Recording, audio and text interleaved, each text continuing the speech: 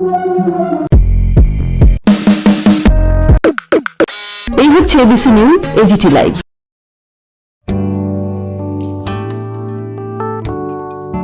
2021 October মাসের শেষের দিনটি এই রাজ্যের দুস্থ ও মেধাবী পড়ুয়াদের জন্য একটি বিশেষ দিন হিসেবে চিহ্নিত হয়ে রইল আজ রবিবার।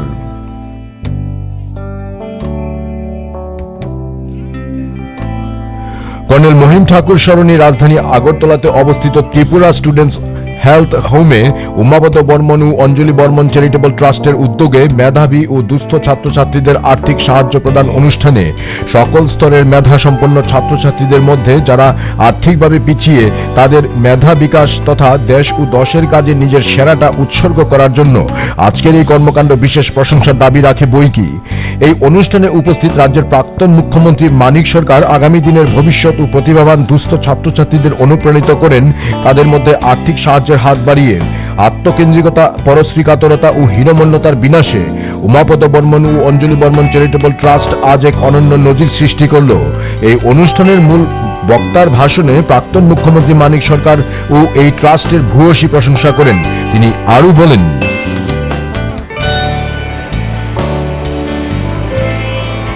অঞ্জলি বর্মন এবং উমাপদ পুরুষোত্তম এবং গৌতমের পিতামাতা, কিন্তু আমার কাছে ছিলেন তারা অভিভাবকের ছাত্র জীবন থেকে। আমি তাদের দুজনেরই স্মৃতির প্রতি গভীর আন্তরিক শ্রদ্ধা নিবেদন করছি। আজকে উমাপদ বর্মন মহোদয়ের জন্মদিন, এটা আমার জানা ছিল, এটা তো আরো একটা বিশেষত্ব লাভ করবে।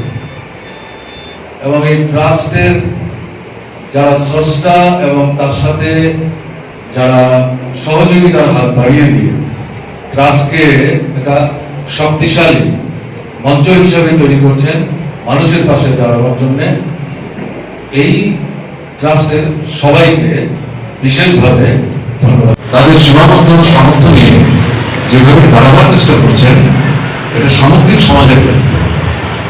আমরা যদি আমাদের দেশে এখন অবস্থা কি কোভিডের কারণে মধ্যবিত্তের সংখ্যা কমছে, এরা কমে একেবারে পেছনের সারি লোকের সাথে মিলে যাচ্ছে, তার আয় নেই, উপার্জন নেই। এদের ছেলে মেয়েদের পড়াশোনা কে পড়াবে? এর মধ্যে এই সমস্ত নীতি পরিবর্তন হচ্ছে। ফলে এগুলো বিরোধিতা করার প্রশ্নে শুধু বিরোধিতার জন্য বিরোধিতা না, এটা গভীর, এটা কিন্তু মানে প্রতিরোধ করতে হবে। এবং এখানে দলমতের ঊর্ধ্বে থেকে দেশকে যদি সত্যিই আমরা ভালোবাসি, দেশকে যদি সত্যিই ভালোবাসি, তাহলে এই যে সর্বনাশা পথে থেকে নিয়ে যাচ্ছে, অন্তত শিক্ষা স্বাস্থ্যটাকে রক্ষা করতে হবে। তাদের জন্য অনর্ঘ এবং তাৎপর্যমণ্ডিত অনুষ্ঠান।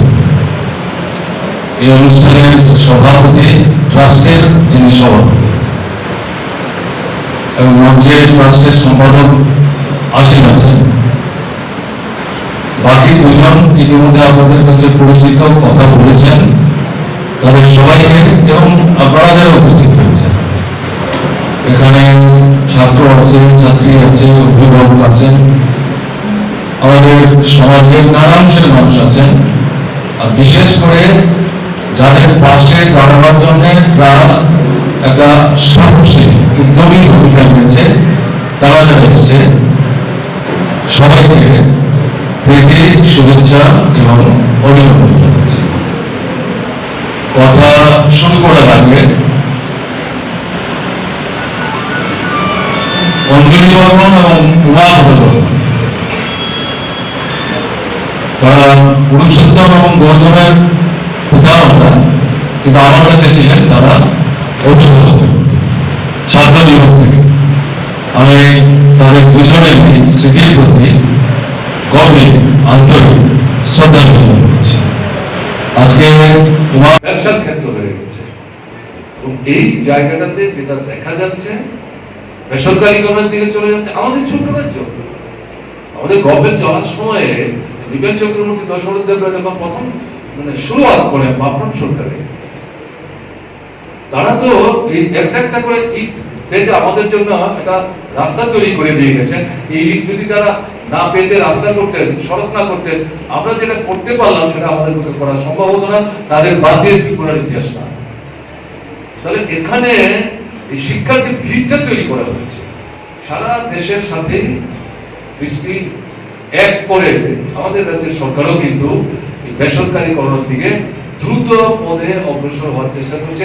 আজকে যদি পত্রিকাগুলো দেখবেন, সব পত্রিকা ছাপে না, দয়া করে আমি অনুরোধ করবো পরে দেখবার চেষ্টা করবেন ডেলি দেশের কথা। দুটো ছাত্র সংগঠন কাজ করছে, একটা হচ্ছে students federation of India SFI, যেটার সাথে আমার সম্পর্ক ছিল, আজকে এই ট্রাস্টের যারা মূল উদ্যোক্তা তাদের একসঙ্গে সম্পর্ক ছিল।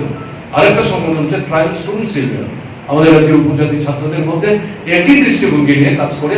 এই দুটো সংগঠন প্রতিবাদ করছে, আর কেউ কিন্তু করছে না। এটা কি হচ্ছে? স্কুল বাড়ি তৈরি হচ্ছে, কলেজ বাড়ি তৈরি হচ্ছে, এগুলো ব্যবহার না করে পড়ে থাকবে কেন? আর এগুলোতে এখন বেসরকারি পুঁজিকে ডেকে আনা হচ্ছে, তাদের ব্যবসার সাথে এগুলি তাদের কাছে ভাড়া থাকবে। অর্থটা কি? আমাদের আগরতলা কেন্দ্রীয় কারাগার ছিল, জন্মের থেকে যে কারাগার দেখতে অভ্যস্ত, এর ভেতরে আমাকে রাত কাটাতে হয়েছে কিছু সময়, খুব বেশি সময়ের ঘটনা না। এটা যখন এখান থেকে আমরা শিফট করে নিয়ে গেলাম বিশাল করে, আরো বড় করে, আমরা কারাগারটা আমরা বলছি সংশোধনাগার। তাহলে এই জায়গাটা কি হবে? আমরা ঠিক করলাম এখানে একটা বিজ্ঞান শিক্ষার ইংরেজি মাধ্যমে কলেজ হবে। কাজ শুরু করেছি আমরা, একটা বিরাট প্রজেক্ট। এখন একদম সরকার বলছে না কলেজ থেকে যাবো না, এখানে আমরা মানে হাউসিং কমপ্লেক্স হবে। ভাবতে পারেন দৃষ্টিভঙ্গির মধ্যে ফারাকটা কি?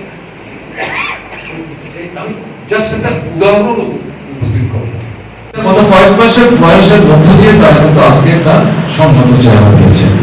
এই যে শ্রমদান, এটা মানুষের প্রতি ভালোবাসা না করলে সমাজের প্রতি দায়বদ্ধতা বোধ না থাকলে পর অনেকের কাছে মনে হতে পারে ঘরে থেকে মাঠের মানে পশু পাখি দাঁড়ানোর মতো। আপনি একটু শুনতাম ছোটবেলায় কেমন লাগে যখন ছাত্র ইত্যাদি করি, অনেক সময় মাস্টারমশাই আমাদের গালাগালি করতেন।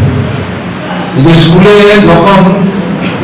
তখন মিড ডে মিল স্লোগান দিয়েছি আমরা, ভারতবর্ষে কোথাও চালু হয়নি, পরে শুনেছি দক্ষিণ ভারতে শুরু হয়েছিল। আমাদের কথা ছিল টিফিন। এটা নিয়ে ছাত্র ফেডারেশন আন্দোলন করতো, এই আন্দোলনে স্ট্রাইক হতো, স্কুল বন্ধ হতো। তখন তো স্কুলের ছেলে মেয়ে বেশি পড়ে যাওয়ার কথা, তাদের নিয়ে আমাদের মিছিল মিটিং সভা সমিতির সমাবেশ। পরদিন যখন ছেলেরা এটা স্কুলে যেত, বিশেষ করে মাস্টারমশাই, আমি তাদের মধ্যে দিদি বলিরা, আমি তাদেরকে খাটো করার জন্য বলছি না, এত মায়ের মতো কার মনে মনে বলতো এই কমিউনিস্ট ছেলেগুলো তোমাদের মাথা নষ্ট করছে, ঘরে থেকে এই বড়াই মশা তাড়াবার চেষ্টা করছে, এটা একটা আন্দোলন স্কুলে আবার খাবার। এই ছেলেরা বেরিয়ে এসে আমরা আমাদের অফিসে বলতে আমাদের কমপ্লেন বলতে তোরা অর্থ হয়তো সবাই বুঝত না, তো আমাদের তো দশটা বছর কান মনে গেল এটাই বলছে। তো এই এই এই যে মানে কথাটা আমি বললাম, এটা ঘরের থেকে বড়াই মশা তাড়ানো। শরীরের ওই যে স্লোগানটা আমাদের আন্দোলনে, এই আন্দোলনে কিন্তু পুরুষোত্তম প্রথম ছিল। আজকে যিনি আপনাদের সামনে দুটো গল্প শোনালেন, একটা মডেল আর একটা হচ্ছে চার্লি চ্যাপলিন, তিনি আন্দোলন থেকে উঠে এসেছে। এবং এই যে জায়গায় গেছেন, এই অতীতটা যদি আন্দোলনের সাথে নিজেকে সম্পৃক্ত না রাখতে পারতেন, এখানে উঠতে পারতেন কিনা আমার তো সন্দেহ আছে। এই কারণেই তিনি সাত কথা যেটা বললেন, লড়াইয়ের কোনো বিকল্প নেই। এবং আমাদের থেকে মানে প্রথম বিচারক তিনিও এই কথাটাই যোগ দেওয়ার চেষ্টা করেছেন। আমি কথাটা বললাম যে এই যে বড় অনুষ্ঠানটা যদিও তারা একটা ক্লাসের নামে করছেন, এটা অন্যদের আকৃষ্ট করতে সাহায্য করবে। আমরা চাইব আরো নানাংশের মানুষ এই জাতীয় উদ্যোগ তাদের সক্রিয় প্রচেষ্টা আরো দু চার বন্ধু বান্ধবদের সাথে নিয়ে তারা কেন করেছেন, নানাভাবেই তো পয়সা করি খরচ হচ্ছে। এরকম একটা কাজে যদি পয়সা খরচ করেন, রক্ত দিয়ে যেমন আনন্দ পাওয়া যায়, একটা মানুষকে এখন বেসরকারি পুঁজিকে ডেকে আনা হচ্ছে, তাদের ব্যবসার সাথে এগুলি তাদের কাছে ভাড়া থাকবে। আমাদের আগরতলা কেন্দ্রীয় কারাগার ছিল, জন্মের থেকে যে কারাগার দেখতে অভ্যস্ত, এর ভিতরে আমাকে রাত কাটাতে হয়েছে কিছু সময়, খুব বেশি সময় যে ঘটনাটা। এটা যখন এখান থেকে শিফট করে নিয়ে গেল বিশাল করে, আরো বড় করে, আমরা কারাগারটা আমরা বলছি সংশোধনাগার। তাহলে এই জায়গাটা কি হবে?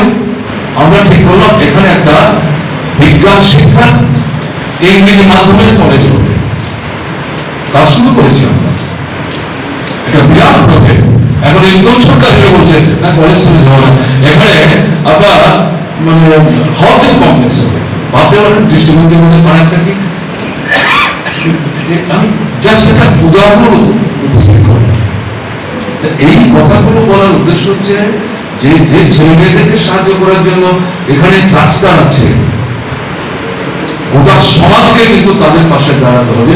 এই যে নীতিটা, এই নীতিটা যদি পরিবর্তন করা না যায়, বেসরকারি করে যদি বন্ধ করা না যায়, এবং রাষ্ট্র যদি শিক্ষার দায়িত্ব না নেয়, তাহলে আমাদের ভবিষ্যৎ এই যে আজকের ছেলে মেয়ে যারা ভাবি ভারতবর্ষের নাগরিক হবে, তারা দাঁড়াবে কিসের উপর? তার কোথেকে আসবে?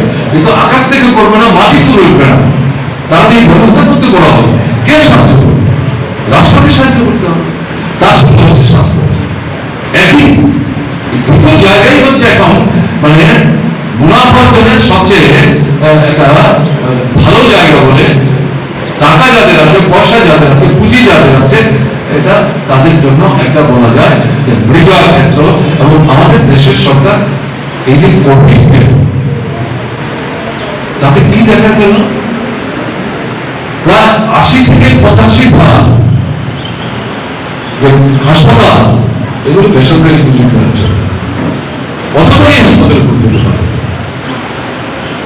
পরিবার কিন্তু ওখানে যাওয়ার কোনো সুযোগ নেই। সরকারি হাসপাতালের সংখ্যা সীমাবদ্ধ, আসন সীমাবদ্ধ।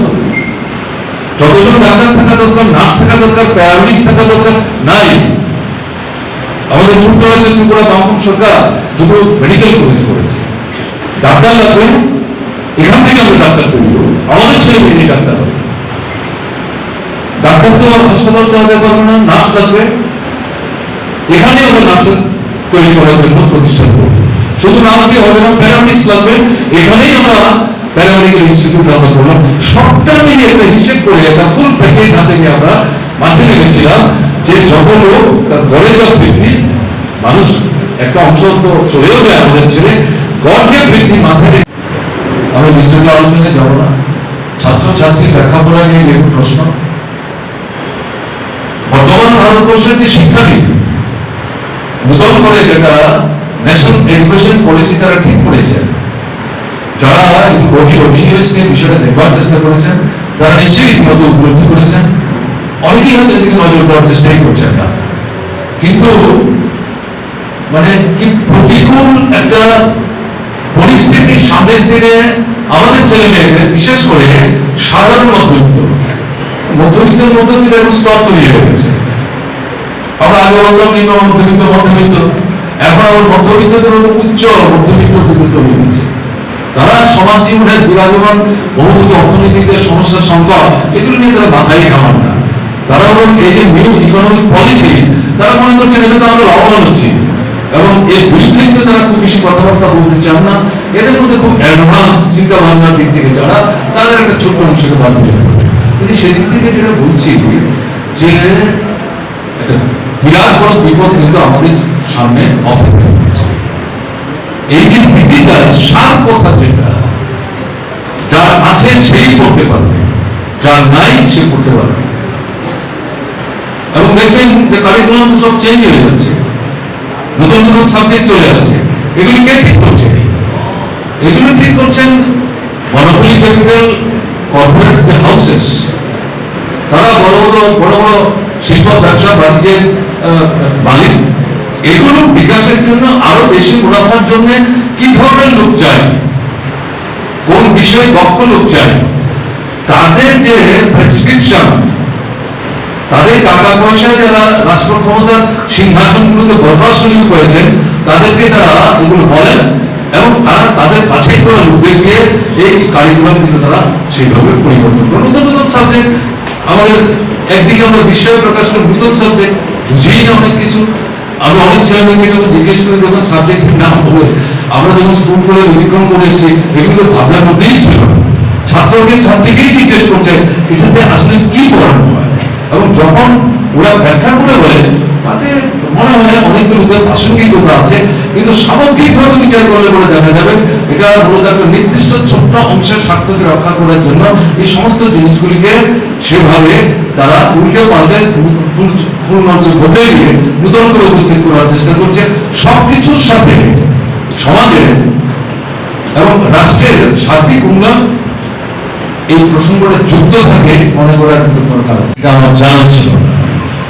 এটা তো আরো একটা বিশেষত্ব আছে, এবং এই ট্রাস্টের যারা স্রষ্টা এবং তার সাথে যারা সহযোগিতার হাত বাড়িয়ে দিয়ে ট্রাস্টকে একটা শক্তিশালী মঞ্চ হিসেবে তৈরি করছেন মানুষের পাশে দাঁড়ানোর জন্য, এই ট্রাস্টের সবাইকে বিশেষভাবে ধন্যবাদ জানাচ্ছি।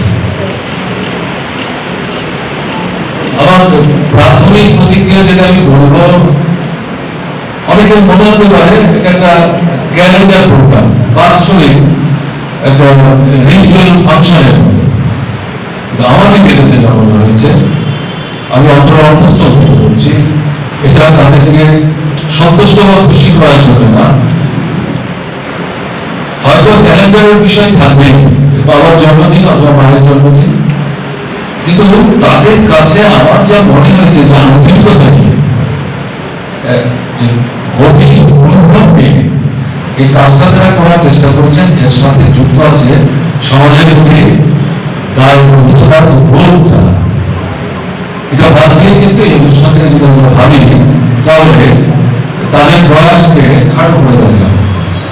সেদিক থেকে এটা একটা অসাধারণ কর্মসূচি, এবং বিশেষ করে আমি যেটা বলবো এই যে দেখলেন আমরা আজকে 38 জন ছেলে মেয়ে সারা ত্রিপুরা থেকে তাদেরকে কিন্তু সংগ্রহ করে এনেছে। ওই 38-এর জায়গায় যদি 100 হতো, 200 হতো, আরো হতো, সেটা বোঝা যেত।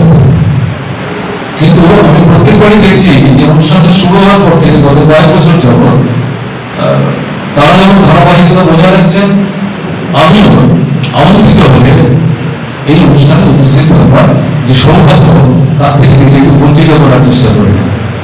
তাতে আমি দেখছি প্রত্যেক বছরই এই ছাত্র ছাত্রীদের সংখ্যা বাড়ছে, এবং সত্যি ব্যাপক নিশ্চয়ই আছে, এবং এই আর্থিক যে অসঙ্গতি তাতে মেধার যে স্ফুরণ এবং বিকাশ, এটা যে প্রতিবন্ধকতা তৈরি করছে প্রতি মুহূর্তে প্রতিনিয়ত আমাদের সমাজে, এর থেকে তাদেরকে সাহায্য করার অভিপ্রায় নিয়ে বাছাই করে যে আনাটা, এটা কিন্তু সহজ কাজ না। এটার জন্য একটা সংগ্রাম চাই, এটার জন্য আন্তরিকতা চাই, এবং এটা যে পুরুষোত্তম বা গৌতম করেছেন বা সভাপতি সম্পাদক করেছেন তারা অনেক লোক তার সাথে যুক্ত। ধরুন যে মহাকমা থেকে যাকে তারা বাছাই করলেন সেখানে নিশ্চয়ই তাদের বন্ধু বান্ধব আছে। তো আমি বললাম আমরা তো এখন সরকারে নেই, ঠিক আছে দেখা যায়, তখন এই প্রথমে কথা বলবো, তার সঙ্গে কথা বললাম না, পাঠিয়ে দিন।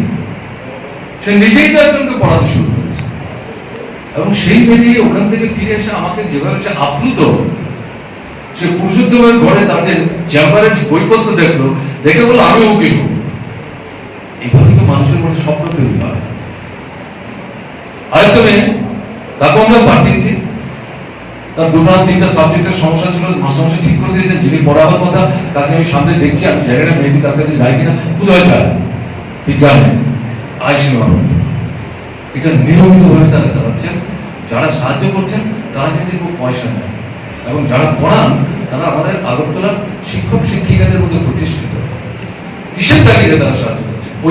ওই যে গ্রুপটা, তারা একটা সান্ধনীর বলে একটা সংস্থা তারা চালায়, অনেকেই তাদের এরাও গুরুত্বপূর্ণ, কারণ দেখবার যাদের কেউ নেই, থেকেও নেই এরকম আছে, এদেরকে ওখানে রেখে শুশ্রূষা করছে, খাওয়াচ্ছে।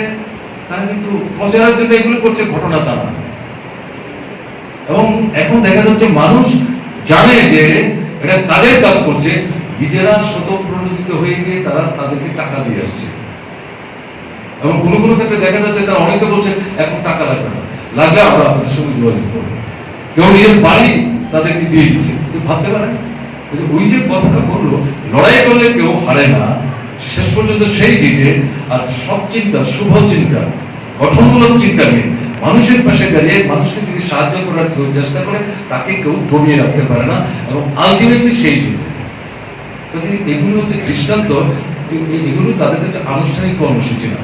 সবার কাছে বলার উদ্দেশ্য হচ্ছে যে আপনারা যেভাবে তাদের পাশে দাঁড়াচ্ছেন, এই ধরনের বহুমুখী কাজ করার ক্ষেত্রে তারা যেমন অনুপ্রাণিত হচ্ছে, আপনাদের কাছে শুধু অনুষ্ঠানে অংশগ্রহণ, আপনারা নিজেরা ভেবে ভেবে দেখুন না, ছোট পরিসরে এই ধরনের কিছু কাজকর্ম আপনারাও আপনাদের নিজেদের মানে বসতি এলাকা করতে পারেন। যত এটা ছড়িয়ে দেওয়া যাবে আমাদের সবার জন্য ভালো। আমি একটু বেশি সময়ের কথা বললাম, মার্জনা করবেন, ভালো থাকবেন। আপনার তৃতীয় ঢেউ কিন্তু অপেক্ষা করছে আমাদের জন্য। আমাদের এখানে পরীক্ষা দিতে হচ্ছে না, হঠাৎ করে আজকে পত্রিকাগুলো দেখলাম বাইরে থেকে কেউ আসতে গেলে পরে 3 দিন আগে থেকে পরীক্ষা করে নেগেটিভ সার্টিফিকেট দিয়ে ঢুকতে হবে। ভীষণ সমস্যা তৈরি হচ্ছে। এতদিন ছিলেন কোথায় আপনারা? ঘুমিয়েছিলেন। ট্রেসিং হচ্ছে না, টেস্ট না হলে কি করে হবে? চিকিৎসা কোথায়? ডাক্তার কোথায়? নার্স কোথায়? হাসপাতালের নাম শুনলে জিবি হাসপাতালে যেতে চায় না। আর এখানে প্রান্তিক এলাকা থেকে মানুষ এসে আপনার বারান্দায় শুয়ে থাকে। ওই যে ডাইরেক্টর ছিলেন, জিজ্ঞেস করে দেখুন। এদের সঙ্গে আমি কথা বলেছি কান পেতে, কেন এখানে এসেছেন? জ্বর, সর্দি। এখানে কেন আসলেন? মহকুমা হাসপাতাল, জিবি হাসপাতাল। ডাক্তারদের সঙ্গে যখন কথা বলছি, তারা গর্বে তাদের বুক ফুলে যেত যে আমি জিবি হাসপাতাল ডাক্তার। যত সাধারণ রোগ নিয়ে আসো, জিবি এরকম একটা জায়গায় গেছে। জিবি এখন ভয়ের কেন্দ্র হয়ে গেছে। জিবি যাব, গরু ছাগল বিক্রি করে প্রাইভেট হসপিটালে যাচ্ছে, ওখানে স্কুইজিং হচ্ছে। আমরা কিন্তু সস্তায় জায়গা দিয়েছি, আমাদের সঙ্গে শর্ত ছিল, এখন এটা একটা স্কুইজিং সেন্টার হয়ে যাচ্ছে। ঠিক হচ্ছে না।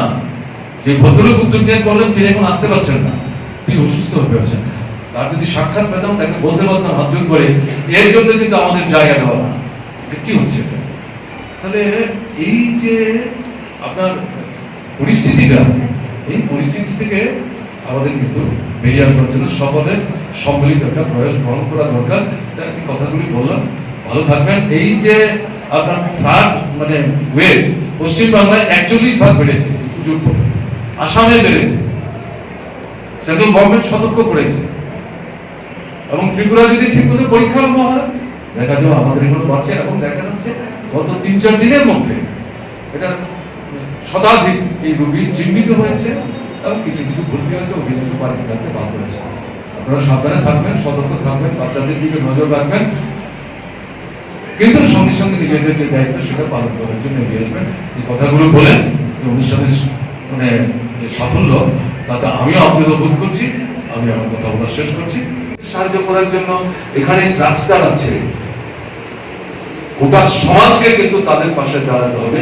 এই যে নীতিটা, এই নীতিটা যদি পরিবর্তন করা না যায়, বেসরকারি করে যদি বন্ধ করা না যায়, এবং রাষ্ট্র যদি শিক্ষার দায়িত্ব না নেয়, তাহলে আমাদের ভবিষ্যৎ এই যে আজকের ছেলে মেয়ে যারা ভাবি ভারতবর্ষের নাগরিক হবে, তারা দাঁড়াবে কিছুর উপর, তার কোথা থেকে আসবে?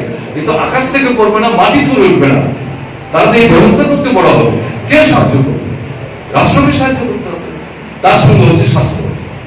একই দুটো জায়গায় হচ্ছে এখন মানে মুনাফা অর্জনের সবচেয়ে একটা ভালো জায়গা বলে, টাকা যাদের আছে, পয়সা যাদের আছে, পুঁজি যাদের আছে, এটা তাদের জন্য একটা বলা যায় যে মৃগয়া ক্ষেত্র। এবং আমাদের দেশের সরকার এই যে কোভিড গেল, তাতে কি দেখা গেল? প্রায় 80 থেকে 85 ভাগ যে হাসপাতাল, এগুলো বেসরকারি পুঁজিতে আছে। কতজনই হাসপাতালে ভর্তি হতে পারে? গরিব মানুষের তো ওখানে যাওয়ার কোনো সুযোগ নাই। সরকারি হাসপাতালের সংখ্যা সীমাবদ্ধ, আসন সীমাবদ্ধ। যতজন ডাক্তার থাকা দরকার, নার্স থাকা দরকার, প্যারামেডিক্স থাকা দরকার, নাই। আমাদের ছোট্ট রাজ্য ত্রিপুরা বামফ্রন্ট সরকার 2টো মেডিকেল কলেজ করেছে। ডাক্তার লাগবে, এখান থেকে আমরা ডাক্তার তৈরি করবো, আমাদের ছেলে মেয়ে ডাক্তার হবে। ডাক্তার তো হাসপাতাল চালাতে পারবো না, নার্স লাগবে, এখানেই আমরা নার্সের তৈরি করার জন্য প্রতিষ্ঠান করবো। শুধু নার্স দিয়ে হবে না, প্যারামেডিক্স লাগবে, এখানেই আমরা প্যারামেডিক্যাল ইনস্টিটিউট আমরা করলাম, সবটা মিলিয়ে একটা হিসেব করে একটা ফুল প্যাকেজ হাতে নিয়ে আমরা মাঠে নেমেছিলাম যে যত লোক তার গড়ে যা বৃদ্ধি, মানুষ একটা অংশ তো চলেও যায় আমাদের ছেড়ে, গড় যে বৃদ্ধি মাথায় রেখে কতজন ডাক্তার, কত ডাক্তারে কতজন নার্স, কত নার্সে কতজন প্যারামেডিক্স, এই সমস্ত হিসাব করে কিন্তু এখানে ব্যবস্থাটা করা হয়েছিল এবং সরকার সমস্ত জিনিস তছনছ করে দেওয়া হচ্ছে। এটা শুধু ত্রিপুরা না, এই যে ডাবল ইঞ্জিন বলছেন, যে মূল চালিকা শক্তি একটা নির্দিষ্ট শ্রেণীর দৃষ্টিভঙ্গি নিয়ে একদিকে শিক্ষা, আরেকদিকে স্বাস্থ্য। শিক্ষার উপর আক্রমণের সঙ্গে সঙ্গে তার যে সংস্কৃতি, চেতনা, মনন, এই সমস্ত জিনিসকে ঘায়েল করার চেষ্টা হচ্ছে এবং কারিকুলাম পরিবর্তনের নামে ইতিহাস পাল্টে দেওয়ার চেষ্টা হচ্ছে, স্বাধীনতা সংগ্রামের ইতিহাস মুছে ফেলার চেষ্টা হচ্ছে, অতীত যে সমস্ত স্মৃতিগুলো এগুলিকে মুছে ফেলার, ধুয়ে ফেলার চেষ্টা হচ্ছে। এবং এটা কিন্তু যে কলেজে পড়ে তার জন্য না, তারা জানে এত ইতিমধ্যেই একটা জিনিস জেনে বড় হয়েছে, নূতন যারা অপক্ষে যারা ঠিক মতো বুঝতে পারেন না, এই যে জায়গাটা এদের সময় লাগবে, এদেরকে যদি প্রথম থেকে এভাবে তৈরি করা যায়, তারা যা চাইছেন, যে উদ্দেশ্যটা চাইছেন, আমি সেগুলো এখানে নাইবা বললাম, এগুলি রাজনৈতিক পরিভাষা হবে, সেটা বলার জন্য এই অনুষ্ঠান না, সেই লক্ষ্যটা তারা পূরণ করতে পারবে। কোথায় যাচ্ছি আমরা? এই পরিস্থিতিতে যেটা বলবো, আপনার পুরুষোত্তম গৌতমরা তাদের সীমাবদ্ধ সামর্থ্য নিয়ে যেভাবে দাঁড়াবার চেষ্টা করছেন, এটা সামগ্রিক সমাজের দায়িত্ব। আমরা যদি আমাদের দেশে এখন অবস্থা কি, কোভিডের কারণে মধ্যবিত্তের সংখ্যা কমছে, এরা কমে একেবারে পেছনের সারির লোকের সাথে মিলে যাচ্ছে, তার আয় নাই, উপার্জন নেই, এদের ছেলে মেয়েদের পড়াশোনা কে করাবে? এর মধ্যে এই সমস্ত নীতি পরিবর্তন হচ্ছে। ফলে এগুলো বিরোধিতা করার প্রশ্নে শুধু বিরোধিতার জন্য বিরোধিতা না, এটা গভীরে কি, এটাকে তো মানে প্রতিরোধ করতে হবে। এবং এখানে দল মতের ঊর্ধ্বে থেকে দেশকে যদি সত্যিই আমরা ভালোবাসি, দেশকে যদি সত্যিই ভালোবাসি, তাহলে এই যে সর্বনাশা পথের দিকে নিয়ে যাচ্ছে, অন্তত শিক্ষা স্বাস্থ্যটাকে রক্ষা করতে পারবে। এবং এটা কিন্তু যে কলেজে পড়ে তার জন্য না, তারা জানে এত ইতিমধ্যেই একটা জিনিস জেনে বড় হয়েছে, নতুন যারা অপক্ষে যারা ঠিক মতো বুঝতে পারে না, এই যে জায়গাটা এদের সময় লাগবে, এদেরকে যদি প্রথম থেকে এগুলি তৈরি করা যায়, তারা যা চাইছেন, যে উদ্দেশ্যটা চাইছেন, আমি সেগুলো এখানে নাইবা বললাম, এগুলি রাজনৈতিক পরিভাষা হবে, সেটা বলার জন্য অনুষ্ঠান না, সেই লক্ষ্যটা তারা পূরণ করতে পারবে। আমরা যেটা করতে পারলাম সেটা আমাদের পক্ষে করা সম্ভব হতো না, তাদের বাতিয়ে ত্রিপুরার ইতিহাস না। তাহলে এখানে এই শিক্ষার যে ভিতটা তৈরি করা হয়েছে, সারা দেশের সাথে দৃষ্টি এক করে আমাদের রাজ্যের সরকারও কিন্তু এই বেসরকারীকরণের দিকে দ্রুত পদে অগ্রসর হওয়ার চেষ্টা করছে। আজকে যদি পত্রিকাগুলো দেখবেন, সব পত্রিকা ছাপে না, দয়া করে অনুরোধ করবো, পরে দেখবার চেষ্টা করবেন। এই দেশ Report ABC News, AGT Live.